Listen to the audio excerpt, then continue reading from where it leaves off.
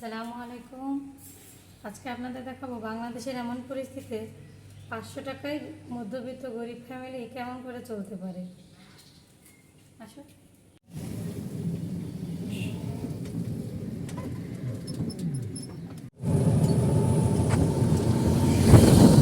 বাজারে যেতে যেতে ভাবছি 500 টাকার মধ্যে তো মাংস কেনা যাবে না, গরুর মাংস তো পাবো না, ব্রয়লার মুরগির মাংস কেনা সম্ভব না।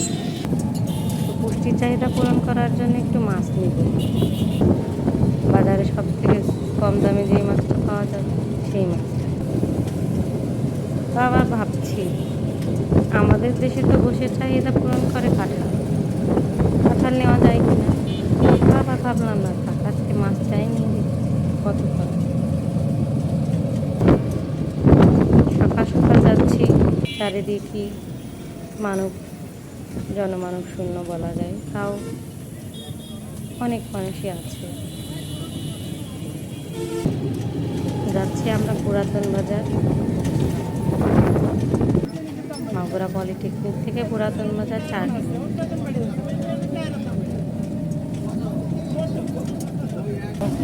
কিন্তু 4 কিলোমিটারের ভাড়া হচ্ছে 20 টাকা, কিন্তু 1 বছর আগেও ছিল 10 টাকা। সব কিছুর দামটাই জানি কেমন বেড়ে বেড়ে যাচ্ছে।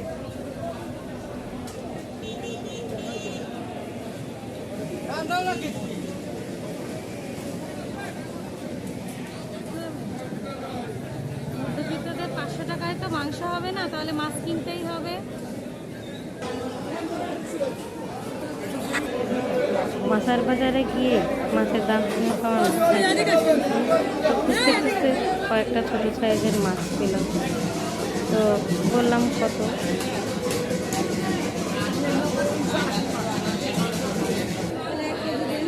এটা কত? 200 টাকায় 1 কেজি মাছ নিলাম, কিন্তু তিনটা মাছ কোথায় ওজন বেশি। কী করবো, মাছগুলো না, একটা মাছ নামিয়ে রাখতে বললাম। ভাবলাম একটু ইলিশের বাজারে যেয়ে দেখে কী হয়। ও বাবা, ইলিশের দাম তো আকাশচুম্বী। যদি এই লেভেলের ইলিশ মাছ খেতে যায় নিম্ন মধ্যবিত্ত মানুষ, তাহলে কি ইলিশ না খেয়ে থাকতে হবে, কারণ 2018 দামে। এরপর চলে গেলাম সবজি বাজারে গিয়ে দেখি সবজির অবস্থাও একই। আগে আগানে বাগানে যে লতিগুলো পাওয়া যেত, সেই লতিগুলো এখন 40 টাকা করে আসে। আর সেই সাইজটা দেখছেন কতটুকু। এরপরে ভাবলাম যে একটু কাঁচামরিচ বা অন্য কিছু সবজি নেব। করলার দাম করতেই শুনি 60 টাকা কেজি। আর ছোট্ট এই যে বরবটি দেখলেন, এটা 40 টাকা আটি।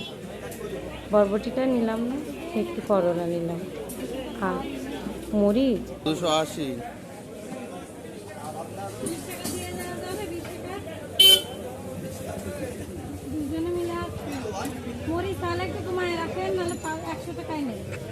মরিচের যেই দাম 280 টাকা কেজি।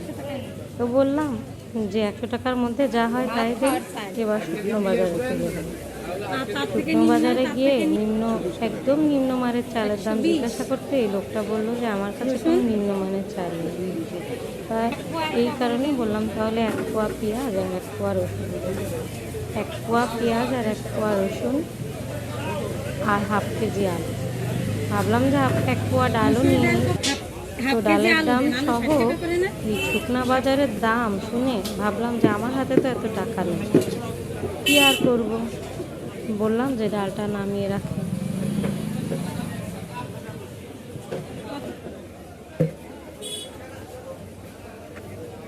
ডালটা নামিয়ে গেলাম চাল কিনতে, হাতে আর বেশি টাকা নেই।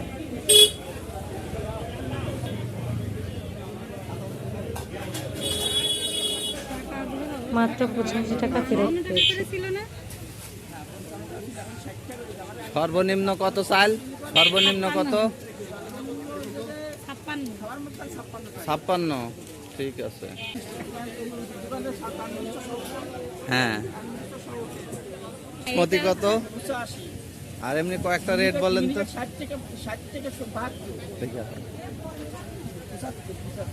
মিনিকেট কত? 60 থেকে 72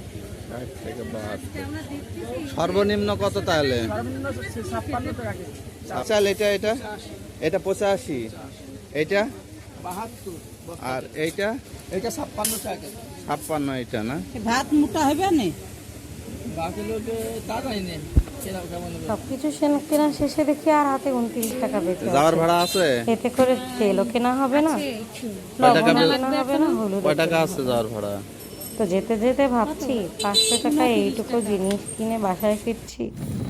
ঘরে অল্প একটু তেল, হলুদ আর লবণ থাকবে, সেটা দিয়ে কিছু করে নেওয়া যাবে। বাজারগুলো বের করলাম, দেখেন ঠিক কতটুকু মরিচ। এইটুকু মরিচ 30 টাকা, আর এই যে কয়েকটা করলা এইগুলো 30 টাকা। আর দেখেন যেগুলো আগে মধ্যবিত্ত পরিবার বা গরিব পরিবারের মানুষগুলো বাগান থেকে তুলে খেত, এইটুকু কচুরলতি 40 টাকা দাম। ভাবা যায়?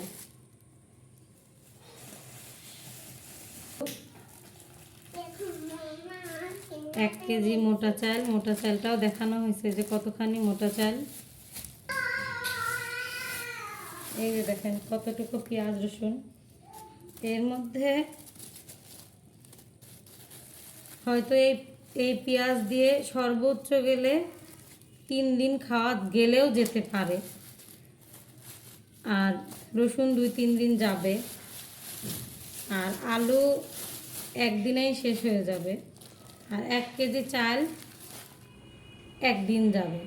দেখেন দিন শেষে বাজারের পরিমাণটা এখন আপনারাই বলেন নিম্ন মধ্য পরিবার কিভাবে চলবে। তাহলে আমাদের যদি মতো কারো মধ্যবিত্ত 10,000 টাকার পরিবারের বা গরিব পরিবারের ইনকাম হয়, মানুষ সে এই 10,000 টাকা 10,000 ইনকাম টাকায় হয়, সে কি খাবার খেয়ে পরে খাবে ভালোভাবে খেয়ে পরে নাকি বাঁচতে পোশাক পারবে? পরবে, কিভাবে আপনাদের চলবে? কাছে প্রশ্ন থাকলো।